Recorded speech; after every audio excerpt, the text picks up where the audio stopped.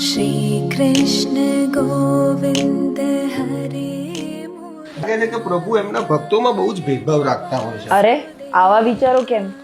તો શું, હું પણ તારી સાથે રોજ એમના દર્શન કરું છું, પણ તારા પર પ્રભુનો વધારે ભાવ અને લીલા હોય ને એવું મને લાગે છે.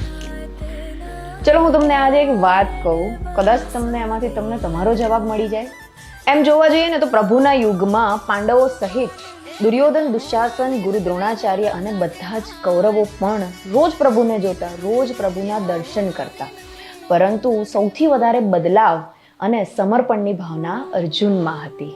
ભગવાન પ્રત્યેના ભક્તિભાવ અને સમર્પણથી જ પ્રભુનો પ્રેમ મળે છે, દર્શન માત્રથી નહીં. તમે પણ ચાલો પ્રભુના બતાવેલા માર્ગ પર, ધર્મની રાહ પર, તો તમારા જીવનના સારથી પોતે પ્રભુ બનશે.